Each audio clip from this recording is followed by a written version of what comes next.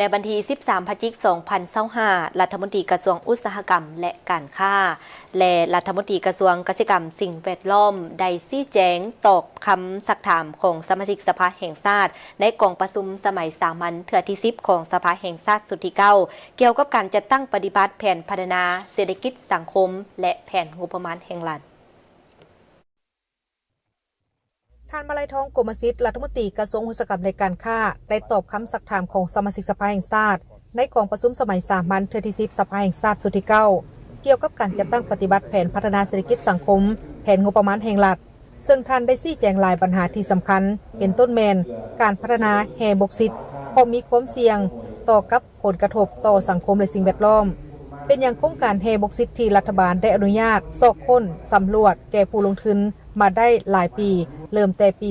2004 แต่มาฮอดปัจจุบันก็บ่เกิดโรงงานปรุงแต่งแฮบกซิตส่วนโรงงานปรุงแต่งแฮบกซิตที่เป็นอลูมิเนียมและอลูมิเนียมใช้ทุนเทคนิคความเชี่ยวชาญและพลังงานหลายเพราะว่าบ่มีความพร้อมที่เฮาจะเฮ็ดควรส่งเสริมการสร้างตั้งโรงงานอลูมิเนียมก็พอแล้วเพราะเฮาบ่มีไฟฟ้าเพียงพอและอื่นๆการปรับขึ้นของราคาไฟฟ้าในระยะที่ผ่านมาเป็นทางออกที่หลีกเลี่ยงบ่ได้ทั้งอย่างไรก็ตามบนพื้นฐานการค้นคว้าคำเสนอของสมาชิกสภาแห่งชาติรัฐบาลได้ค้นคว้าและออกมติดัดสมราคาไฟฟ้าภาคที่อยู่อาศัยผู้ที่สมใช้ไฟฟ้าบ่เกิน300กิโลวัตต์โมงสำหรับปัญหาโครงสร้างราคาไฟฟ้าในการสุกยู่และส่งเสริมการผลิตกสิกรรมและอุตสาหกรรมปรุงแต่งนั้นในโครงสร้างราคาไฟฟ้าปี 2025 ถึง 2029 สามารถแยกออกมาเป็นราคาไฟฟ้าสำหรับ3โครงเขตคือโครงเขตกสิกรรมโครงเขตอุตสาหกรรมและค่ากระแสไฟฟ้าสำหรับภาคที่อยู่อาศัยหรือครัวเรือนในนั้นติดพันกับการกำหนดค่าไฟฟ้าที่บ่แม่นภาคที่อยู่อาศัยโดยเฉพาะแม่นโครงเขตกสิกรรมและอุตสาหกรรม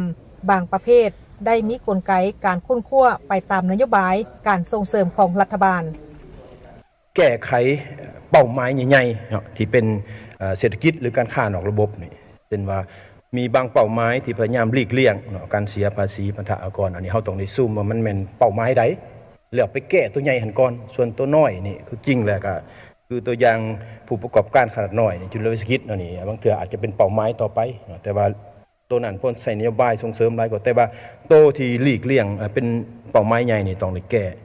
การปรับปรุงการเก็บภาษีแบบทันสมัยนี้อันนี้ก็แม่นอันนึงเนาะหันให้เขาเจ้านำใส่ถือบัญชีต่างๆการปรับปรุงหรือคุ้มครองเรื่องการค้าชายแดนอันนี้ก็แม่นอันนึงและอันที่3ใหญ่ที่ข้าพเจ้าคิดว่าจะต้องได้เอาใจใส่และแม่นเรื่องการลงทุนในการศึกษาเนาะพัฒนานะให้คนนี่แหละมีความรู้ให้คนเห็นความสำคัญของการดำเนินธุรกิจแบบอยู่ในระบบนี้เพราะว่าบางเทื่อพวกเฮานี่ก็นักธุรกิจนี่จำนวนหนึ่งก็บ่อยากเข้าระบบจากนั้นทารินคำดวงสวรรค์รัฐมนตรีกระทรวงเกษตรกรรมและสิ่งแวดล้อมก็ได้ชี้แจงเกี่ยวกับการผลิตและปรุงแต่งผลิตภัณฑ์เกษตรกรรมเป็นสินค้าแม่นมีท่าก้าวขยายตัวมีแนวโน้มของการผลิตขนาดใหญ่และมีการขยายตัวอย่างต่อเนื่องสามารถทดแทนการนำเข้าและเป็นสินค้าส่งออกเพิ่มขึ้นในแต่ละปีมูลค่าการส่งออกผลิตภัณฑ์เกษตรกรรมป่าไม้ในระยะ5ปี2021ถึง2025ปฏิบัติได้เฉลี่ย 1.57 ตื้อดอลลาร์ต่อปีลื่นแผนการ 31.4 ส่วนห้อย 1.2 ตื้อดอลลาร์ต่อปีสำหรับ10เดือนในต้นปี2025นี้แม่นปฏิบัติได้ 1.54 ตื้อดอลลาร์ซึ่งปฏิบัติได้ลื่นแผนการปีคือ 1.5 ตื้อดอลลาร์เรียกงานการคุ้มครองและขึ้นทะเบียนออกใบตะดินในทั่วประเทศมีสมโนตอนดินทั้งหมด3ล้านกว่าตอนมาฮอดปัจจุบันสามารถออกใบตะดินได้ทั้งหมด2,260,000 กว่าตอนเท่ากับ 75.5 ส่วนห้อยของสมโนตอนดินทั้งหมดในนั้นมีข้อมูลตอนดินดิจิตอลที่อยู่ในฐานข้อมูลลาวแลนเล็กจำนวน 1,500,000 กว่าตอนสำหรับแผนการใน5ปีคือ2021ถึง2025ในการขึ้นทะเบียนออกใบตะดินให้สำเร็จแม่น 1,600,000 ตอนในนั้นปฏิบัติได้แล้ว 770,000 ตอนเท่ากับ 48 ส่วนห้อยของแผนการภายหลังที่โฮมเป็นกระทรวงเกษตรกรรมและสิ่งแวดล้อมเพื่อเฮ็ดให้เวียกงานของการออกใบตะดินสืบต่อได้ดำเนินไปอย่างต่อเนื่องได้มีการออกแจ้งการให้กระทรวงและเมืองเพื่อให้สืบต่อในการซี้นำแบบพิมพ์ใบทะเบียนและใบตะดินและตาประทับที่ยังเป็นรูปแบบเดิมของแขนงการทรัพยากรธรรมชาติและสิ่งแวดล้อมพร้อมกันนั้นก็ได้สั่งตั้งหน่วยงานขึ้นทะเบียนออกใบตะดินอยู่32เมือง และสร้างใหม่เพิ่มเติมอีก18เมืองสืบต่อคนขั้วกำหนดนโยบายกระตุกสุกยู่การพิษและก็ลดพรต้นทุนการพิษเป็นต้นและแม่นนโยบายต่อผู้ประกอบการผู้ที่ผลิตปัจจัยการพิษฝุ่นอาหารสัตว์และก็อื่นๆที่ว่าพวกเขายังมีความจำเป็นจะต้องได้สุ่มใส่หันหนอนพร้อมทั้งพันขยายนโยบายแห่งชาติว่าด้วยการปลูกพืชนโยบายแห่งชาติว่าด้วยการเลี้ยงสัตว์อันนี้แม่นพวกเขาได้มีการกำหนดชัดเจนแล้วเนาะ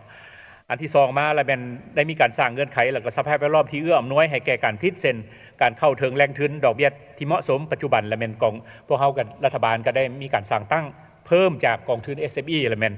มีกองทุนส่งเสริมการผลิตสินค้าลาวนี่เพื่อส่งเสริมชาวเกษตรกรนี้ขนาดน้อยในการผลิตสินค้าหันการเข้าถึงข้อมูลความต้องการของตลาดนโยบายการเข้าถึงปัจจัยการผลิตและอื่นๆสำหรับการคุ้มครองติดตามกวดการและแก้ไขปัญหาผลกระทบต่อสิ่งแวดล้อมสังคมและเศรษฐกิจจากโครงการพัฒนาโดยเฉพาะโครงการขุดค้นแร่ธาตุโครงการพลังงานไฟฟ้า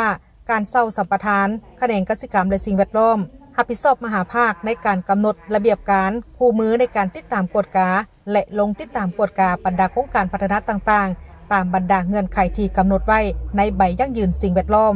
แผนคุ้มครองและติดตามกวดกาสิ่งแวดล้อมสัญญาสัมปทานและพัฒนาทางด้านสิ่งแวดล้อมในสังคมพร้อมทางจัดกองประชุมและเฮ็ดบทบันทึกร่วมกันกับบริษัทและการผลิตของปตสน85ส่วนห้อยแม่นการผลิตกสิกรรมขึ้นกับธรรมชาติแขนงการสุกยู่ส่งเสริมการผลิตเสบียงอาหารภายในเพื่อทดแทนการนำเข้า